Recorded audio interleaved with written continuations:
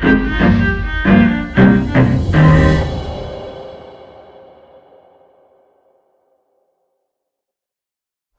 welcome to everybody. We're delighted to be joined again by the senior management of Benchmark. We have Malcolm Pye, the CEO, we have Mark Plampin, the CFO, and Alex Raeber, the Chief Scientific Officer, and they have a lot to talk about. We've just seen the interim results to the end of March released. Since that period ended, there's been a number of significant announcements, but perhaps we might start by asking Malcolm, how is progress overall before we start looking in the nitty-gritty in the results and indeed these recent announcements? Well, progress overall is still pretty good. I would say that the trend is as before. We're going in the right direction with each of our major programs.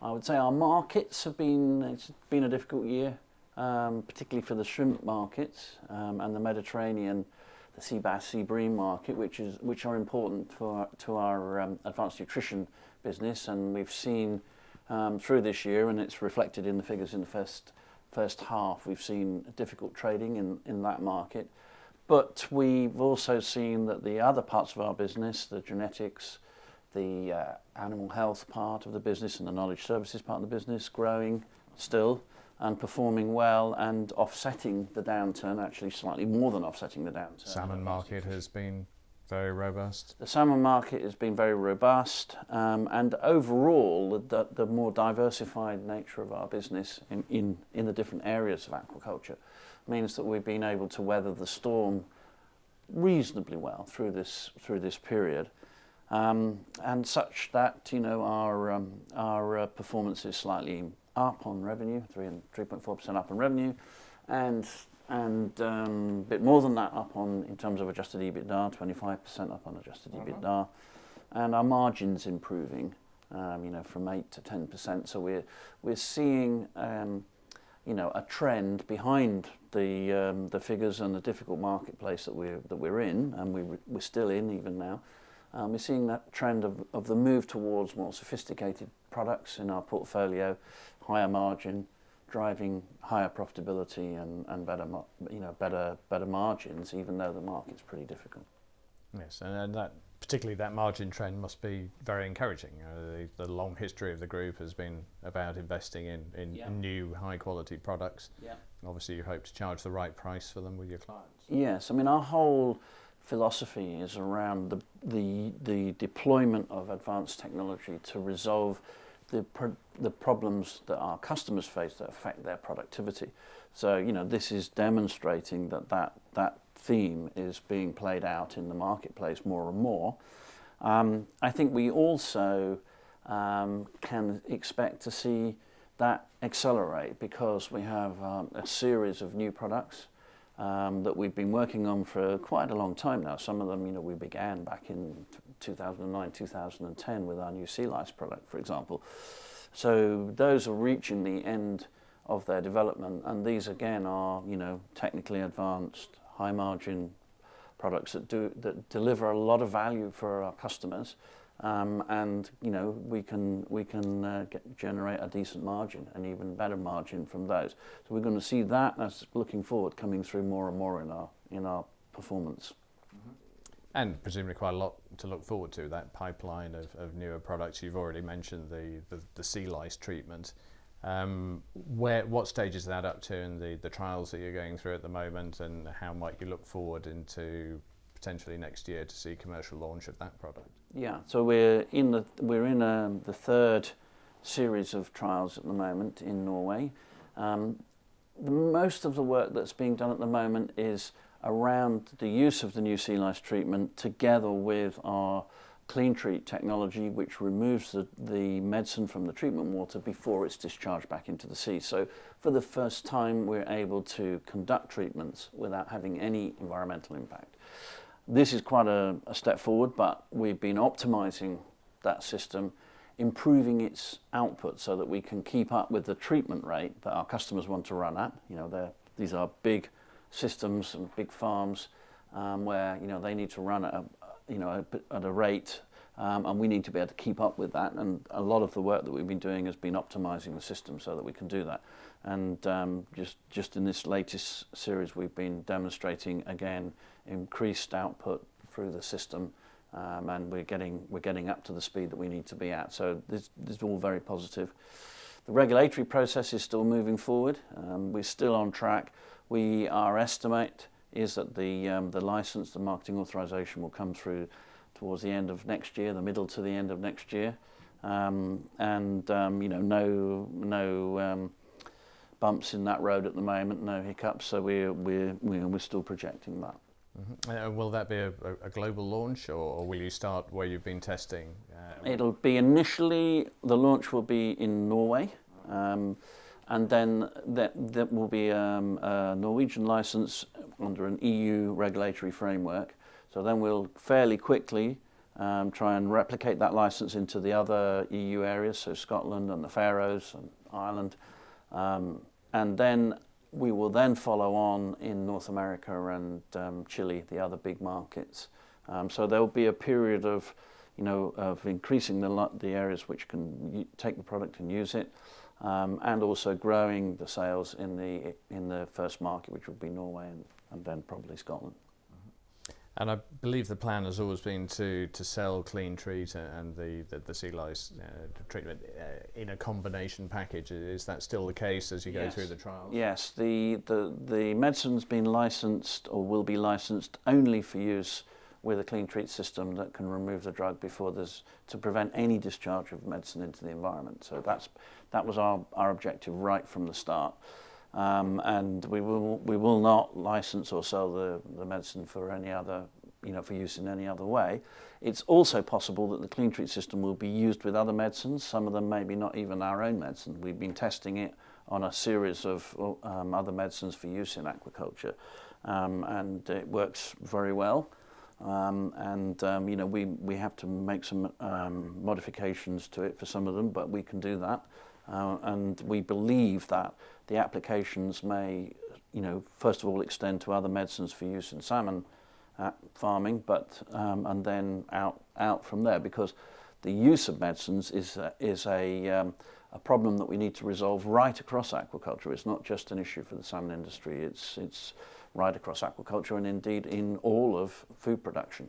I was going to say it goes way beyond aquaculture, and I'm sure that is a theme that we'll pick up later on. I'm sure Mark will probably touch in more detail on the results, so maybe we might just briefly look at some of the post-period announcements that we've seen in the last 3 months, and again, if you can highlight the significance to the group of longer term of what they mean. Yeah, so I guess the first one is that we would highlight is the commercial opening of our Salton salmon breeding facility in the north of Norway. Important step forward for us. It's one that we've been working on for a long time. We've been talking to our investors about this project for some years now, and it's now completed. It's in production. Came into production in autumn. We're ramping up production. It will. The output will increase over the coming 2-3 years to up to its capacity of 150 million eggs. So it increases our capacity in Norway, which we need. We're getting to the point where we're running out of capacity to supply that, the growth in that market. It also gives us a lower cost of production than our existing production sites in Norway. So it will add margin, and it gives us more out-of-season production, and really this is the state-of-the-art facility. So the biosecurity, the protection from disease is at the absolute peak of what can be achieved in today. So it's been very well received by our customers. They're very pleased to see us bringing new production into the north of Norway, where a lot of the growth in the Norwegian salmon industry is taking place, and they're also very pleased that we are able to offer them out-of-season eggs, so we get round the natural spawning cycle and are able to offer them eggs right through the year whenever they need them. This is important for them as well. So yes, it's been very well received. We're very excited about it. And the initial performance of the facility is extremely good. So very positive development for the company. Must be very satisfying to go through the whole process and is. now see production. I can remember very well the first time it was discussed, right after we'd made the two acquisitions that created our breeding and genetics business. And it looked like a big hill to climb then, to spend 45 million to create this kind of facility. Now we've got it done. It's a tremendous potential for the company going forward. So it's an exciting moment for us. The next thing I would point to is our shrimp breeding business. This again is in our genetics division. It's another very important project for Benchmark.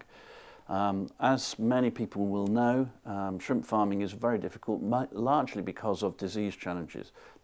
Of all the shrimp placed, about 40% die before harvest on average in the shrimp farming business, and that's mostly because of various disease infections, which there is no real remedy for today.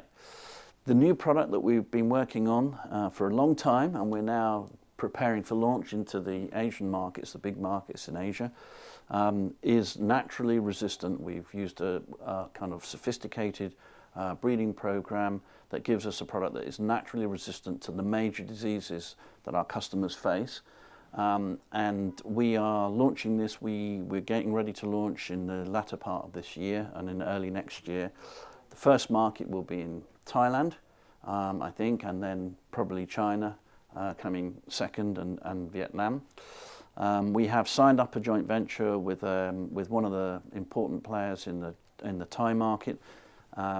This is Thai Royal, and with Manit Farm, another important player in the Thai market. And that will enable us to ramp up production locally to supply that market as it grows for us. So again, this is the first step on a long road of building an exciting business. We have a really great product to go into that market, which we think can be a massive help to our customers in the shrimp industry. And you mentioned earlier on that the overall health of the shrimp market is quite depressed at the moment. Has it got disease at the root of those problems? Yes, in a way, disease is at the root of the problem. So the shrimp industry grows quite strongly, but in the last 4 or 5 years, we've seen new diseases coming in that really cause a lot of damage into the production cycle and increase the cost of production quite substantially. And against that, we've seen in recent times, really for the first time in quite a long time, a significant oversupply. So 2 of the major players, India and Ecuador, grew very rapidly. And towards this time last year, that oversupply started to be seen in the market, and it really became obvious around the Christmas markets in Europe and America, and then in the Chinese New Year market, which are big definers of price in the shrimp business. So we saw oversupply come through, and stocks building up, prices coming down for the end product, and our customers' reaction to that has been to slow down their placements, so they're not stocking as much. And they might, if the cost of production had been lower, they might have ridden through that because there is growth in demand, and if they could have been able to sustain a lower price and still make money, they might have been able to stimulate that demand a little bit more and ride through that problem. But at the moment, your genetic solution will cut their costs of production. Yes, exactly. So we think that this is going to be quite an important step forward. And that, combined with some of the new products we're bringing forward from our advanced nutrition division, again help them tackle these disease problems and improve productivity, bring down the cost of production. So we're bringing to the market some solutions to their key problem right now. Now, what else has been happening? There's more, isn't there? There's more, yes. Well, we also, I guess many people will have seen that we announced that we'd pulled back from the joint venture in Chile. This was our joint venture partner was acquired by another Chilean company, and their focus was less on the technology side of the business, more on their own production and marketing of their products. So they didn't really want to play a part in the breeding and genetics business. And in discussion with them, we decided that the best thing, therefore, was for us to take on the project on our own. And we've dissolved the JV. We've taken back our investment in completely, and we've taken on one of the two big farms that were part of the JV production infrastructure. All of our stock, all our IP has come back, and we're going ahead on our own. Actually, this is not a bad thing for Benchmark. Our brand is increasingly well recognised in the Chilean market, and we are established now in that market. We have stock that will come into egg production in just over a year from now, 16 months from now. And we have the ability to supply eggs in the meantime from our Iceland facility. So we feel that, okay, this is a little earlier than we would maybe have chosen, but in the end this will probably work out quite well for us. And the returns that we can see from going on our own are very similar to the returns that we saw from being in the JV. We're going to be about half the size, but own it in our own right. So I think it's quite a good solution for us. It certainly sounds that way. And then last but certainly not least, although again Mark may go into more detail, a refinancing as well. Yes, so we were coming up to the end of our facility on our existing financing facility, and it was about a year off, just over a year off, and we decided to get on with refinancing early, and we chose the route of a NOK bond, Norwegian krona bond.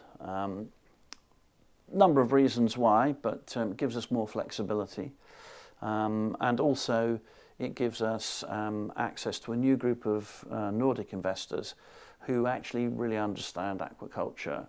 It's been a significant part of their markets for a long time, and so it was very interesting. We were very oversubscribed for the bond, and we met new investors who had a strong interest in what we were doing, and so it was quite a positive process for us. Good, well that's a very helpful roundup, Malcolm. We might come back to you later on for more on of your thoughts on the outlook, but perhaps now we might look at the engine room and have a quick word with Alex on the pipeline.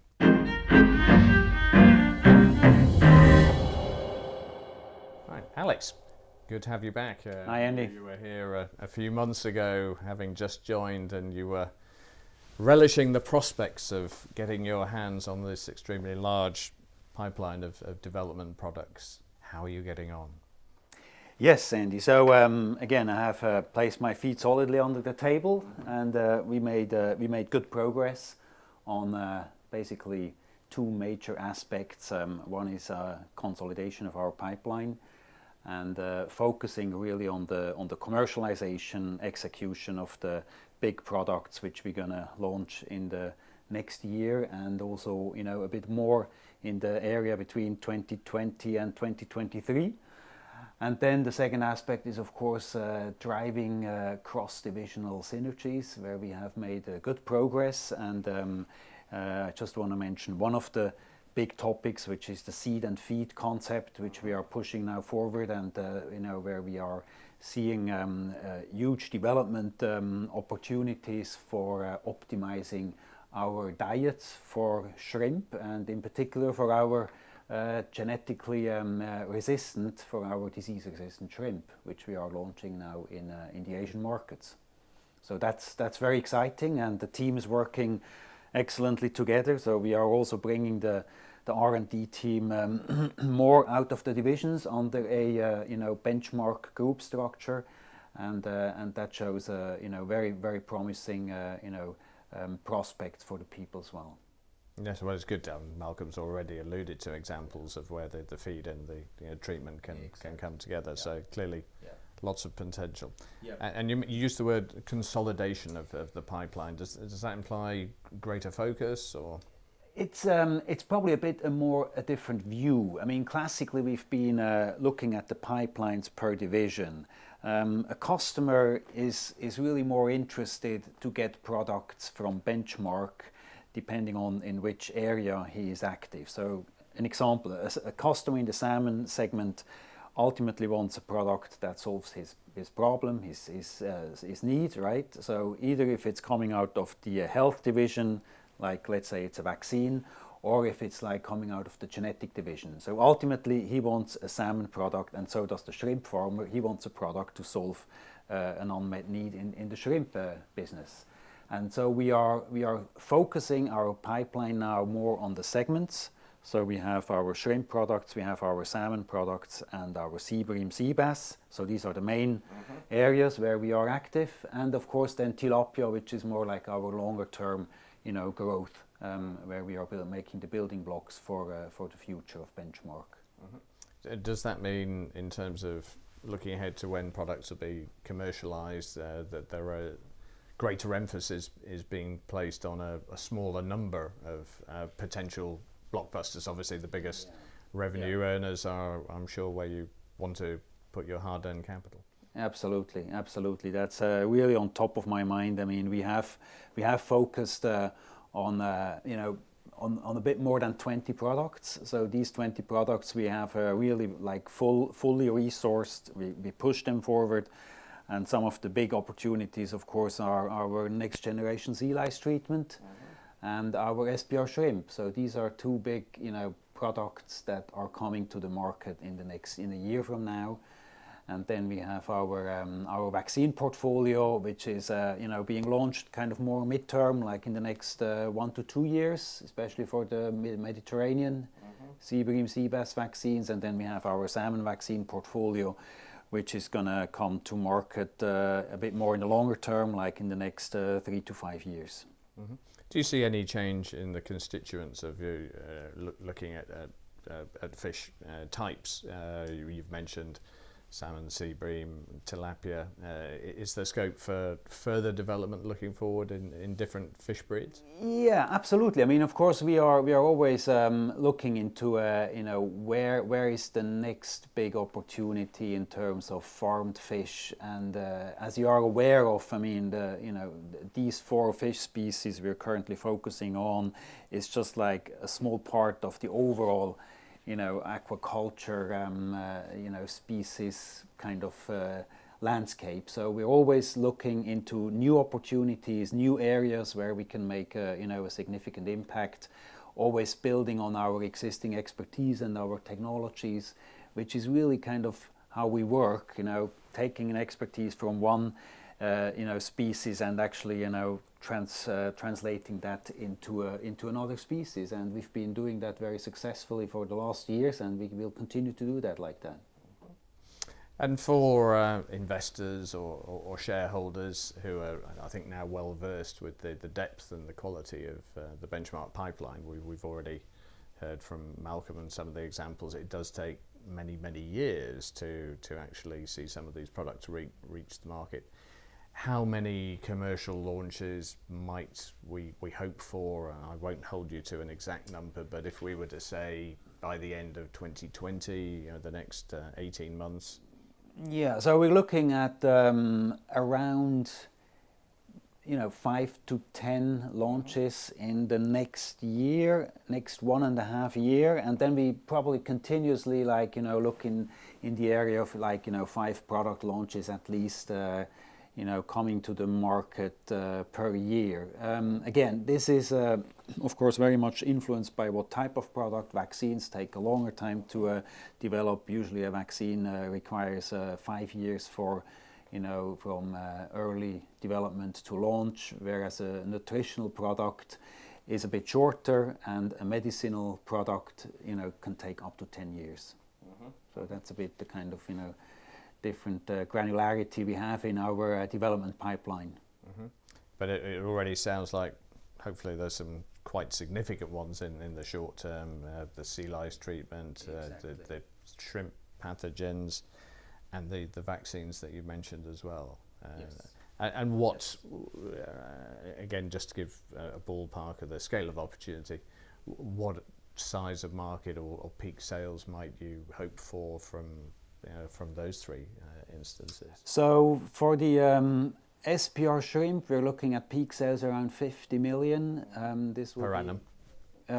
Per annum. And this will be realized within the next, like 2 to 4 years. Then for our next generation sea lice treatment, we are looking at peak sales around 45 million and realizing that over a period of about 3 to 5 years. Mm-hmm. And then we have our, the vaccines like the sea bream, sea bass vaccines, where we are looking overall at opportunities, peak sales between 10 and 15 million. And here again, we are looking at a time to realize that between 2 to 4 years. Yeah. So these are significant numbers in the context of the sales revenues that we've had just announced at the half-year stage. Yeah. Good. And presumably another element of your work is targeting the development of products not only to solve your clients' specific problems, but also address some of the changing demands of society. And we've heard Malcolm mention the environmental benefits of the Clean Treat solution. Sustainability, I've been lucky enough to know Benchmark for quite a long time, has always been a driver to what the company does and how it helps humanity feed itself in a sustainable way. Are you accelerating that trend, or is the momentum all very strong? And perhaps more importantly, is there enough recognition of what Benchmark as a company is doing for sustainability amongst clients and indeed investors? Yeah. Good point. I think, as you know, sustainability has always been, part of our, of our Benchmark DNA. And actually, in fact, Benchmark was founded with the mission to increase sustainability and profitability in the food chain through technology innovations. And that's exactly what we're doing. And we see now increasingly coming product solutions to the market that exactly tap into this potential big opportunity also for our investors. And I give you 2 examples here. One is our Clean Treat technology, which we are now employing highly successfully for our next generation sea lice treatment. And this is a huge, makes a huge impact to the environmental impact of any kind of medicinal treatment of fish. So in fact, what we're doing is the water where fish are being treated is being purified, is being completely, all the drug is being absorbed. So what we basically discharge into the ocean is pure water. And that concept can be applied to any kind of medicine. And there we do see a huge opportunity for, the industry. And of course, also from an environmental impact, this makes a change in the sustainability of treating fish with any kind of medicine. The second aspect is our vaccine portfolio, and that of course goes into the discussion of antibiotic treatment, especially for bacterial diseases, which has been a huge problem and which causes tremendous source of concern. Absolutely, yeah. All the challenges with multi-resistant bacteria, which ultimately also comes down to the human side. And there, with vaccines targeting specific bacterial diseases, we are very specific. Making the fish actually raising an immune response and fighting bacteria without the use of antibiotics. So there we see also a big, sustainability impact of such approaches. So. Well, perhaps lastly, we've touched on the here and now and the relatively near future. Perhaps you can finish up by talking a little bit about more development concepts like probiotics. Yes, probiotics is a truly interesting area. And again, it goes also a bit into a concept of sustainability, because it reduces the disease impact and how you fight diseases in any kind of food animals. We have been very successfully using probiotics in shrimp, and this is of course particularly because in shrimp, they don't have an immune system, so you cannot, vaccines, and that doesn't really work. So with probiotics, we have seen great successes in making shrimp more resistant to natural disease challenges. And the same concept we are now also exploring for other species, like cold water species like salmon. This is an exciting area because there we are going into a new field. So we believe this is a real breakthrough for the industry, and it will also change the way diseases are being tackled in the salmon world. So very promising and very exciting. I look forward to further updates on that. Absolutely. Thank you very much, Alex. Thanks a lot, Andy.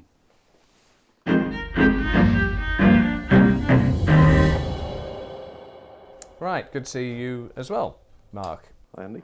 Congratulations on another easy to read set of results, which of course were entirely organic, no M&A in the period.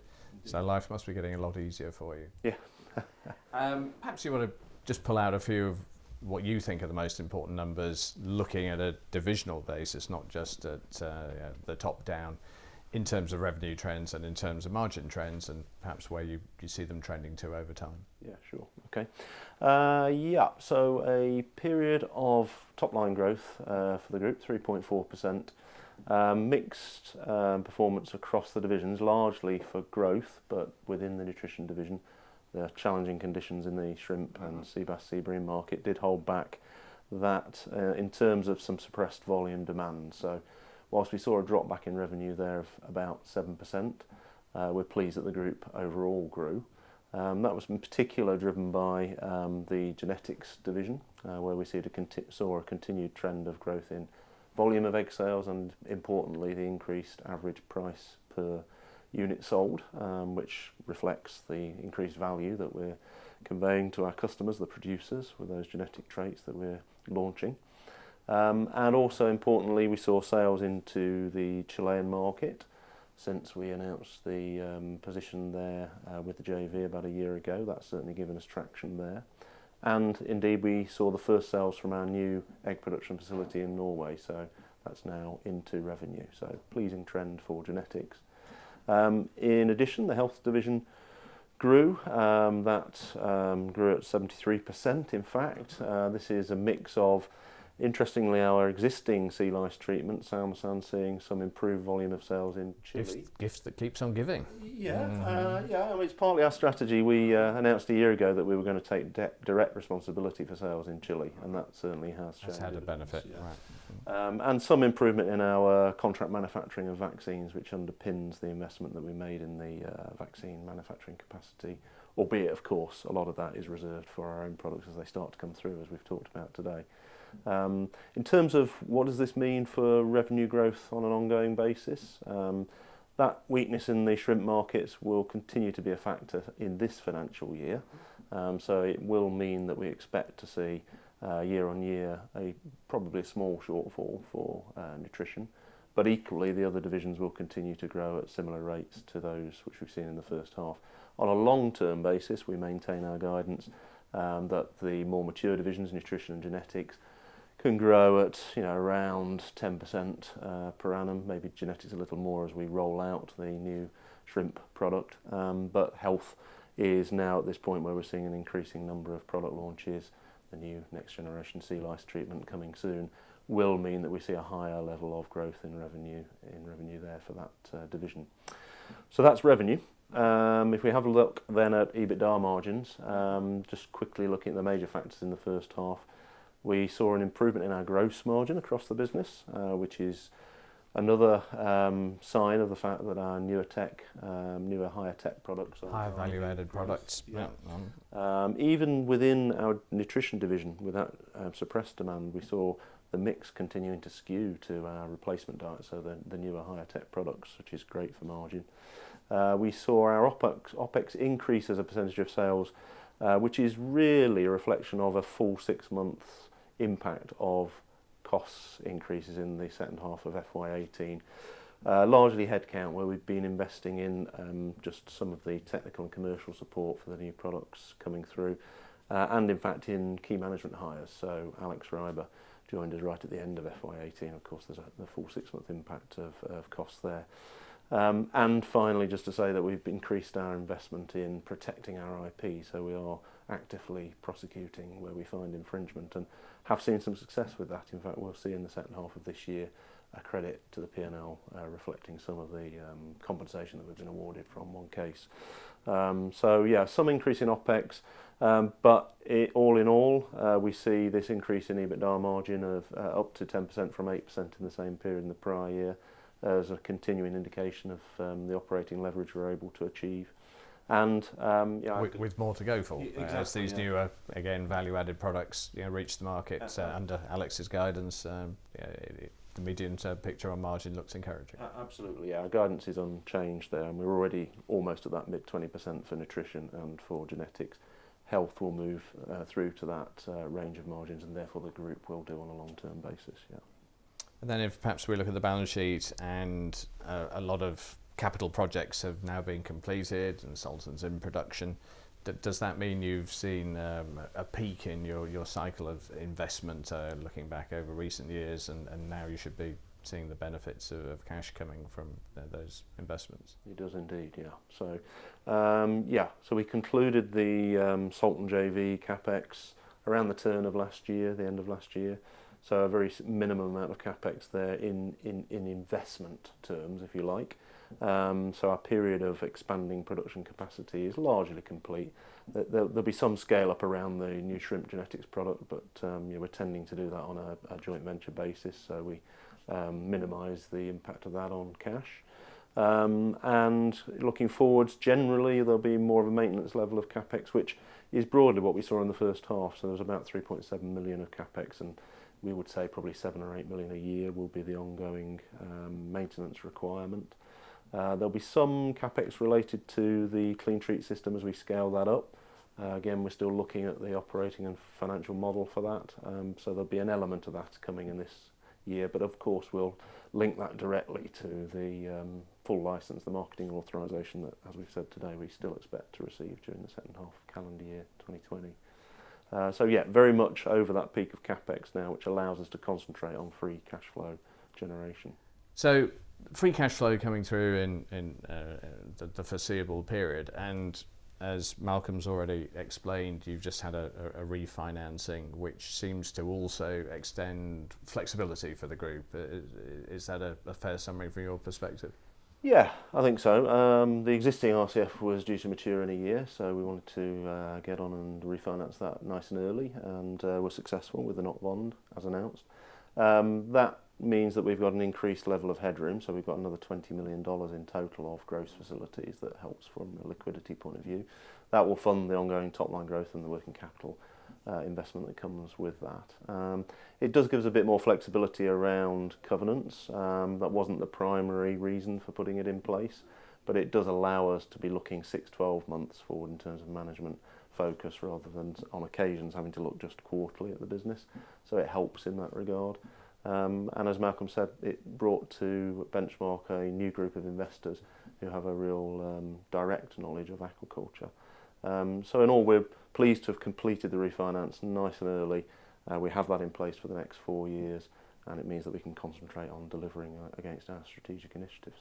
That sounds okay. And out of curiosity, the new group of investors, was there any overlap with your existing equity register, or is it genuinely an entirely new capital sector? It's a great question. I'm going to disappoint you by saying I don't know, because they're very strict in the Oslo market. They don't allow companies to understand who has purchased the bonds. It's never released, apparently. So I'm afraid I can't tell you. I mean, having our major shareholder as a Norwegian strategic investor, third, certainly helped in that regard. They're a known name in Scandinavia, and I think it helped in terms of getting traction.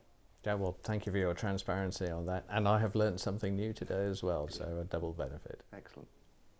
Good. And then perhaps we can finish up by giving you a scorecard relative to the group's 5-year target plan. This does seem to be steady progress, investments, returns are either accruing or are visible. Is that a fair summary? And looking at the aspects of the 5-year plan? Yeah, for certain. This year we probably won't quite hit that double-digit top-line growth because of the challenging shrimp market, but this is a cycle we've seen before, so we will see it recover. We're just watching to see exactly when, but over a 5-year time horizon, the dynamic drivers still very much there for not only market growth, but our growth with the new products coming through to solve some of the major challenges our customers have. Yeah, well, it certainly seems to be that way with a degree of self-help, the synergies, the efficiencies within the group, which I'm sure come under your BDIs, also controlling the bottom line, as it were. Yeah, indeed. Yeah, those structural efficiencies that we're working on certainly are now getting to the point where they'll start to contribute to that trend of increasing profitability as well. So yeah, that's right. My BDI is on it, and I'm pleased to say that that's meaning that it's getting good focus. Yeah, well, thank you very much, Mark, and indeed to your colleagues, and we look forward in a few months' time to seeing more progress in this aspirational direction. Indeed. Thanks, Andy. I would like to point out, for those of you who are keen on seeing more detail of the presentation that Benchmark have made after the results, a full slide deck is now available on their website, and in a matter of a day or two there will also be research analysis coming out from Equity Development with forecasts. Thank you.